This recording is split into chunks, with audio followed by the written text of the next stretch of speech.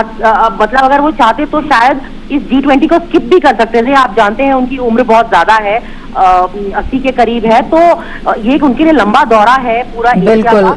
तो जो बाइडन फिर भी जो है, उन्होंने नंदिता, हम बताना चाहेंगे अपने दर्शकों को, जो बाइडन दिल्ली पहुंच चुके हैं और उनके स्वागत के लिए जो खास इंतजामात हैं वो साफ तौर पर वहां पर दिखाई दे रहे हैं। जनरल वीके सिंह वहां पर मौजूद है। नंदिता, आपसे और जानना चाहेंगे और उनके स्वागत के लिए वहां पर कौन कौन लोग मौजूद हैं, और बेहद महत्वपूर्ण ये भी हो जाता है कि सभी राष्ट्राध्यक्षों के लिए जिस तरह से स्वागत की तैयारी एयरपोर्ट से लेकर की गई है, उसमें भारतीय संस्कृति की झलक, मेहमान नवाजी और उसके जो अलग अलग रंग हैं वो भी साफ तौर पर दिखाई देते हैं। और अगर हम इसे सॉफ्ट डिप्लोमेसी कहें तो उसे देखते हुए कितना अहम हो जाता है।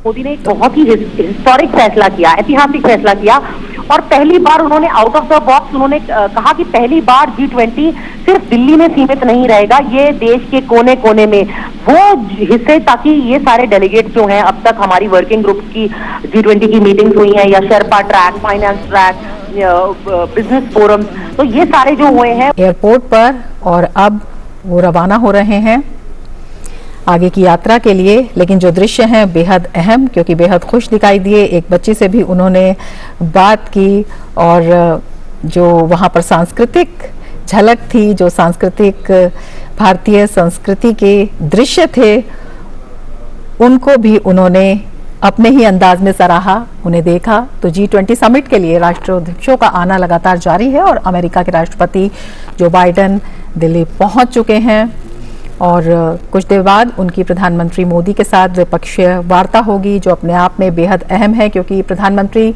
नरेंद्र मोदी ने स्वयं सोशल मीडिया प्लेटफॉर्म X पर अपने विचार साझा किए थे, बड़ी उम्मीद जताई थी, बड़ी सकारात्मक दृष्टि से। और अगर हम अमेरिका की बात करें तो अमेरिका की तरफ से भी कई स्टेटमेंट्स इस तरह के आए हैं जिन्होंने इस G20 समिट को ऐतिहासिक बताया है।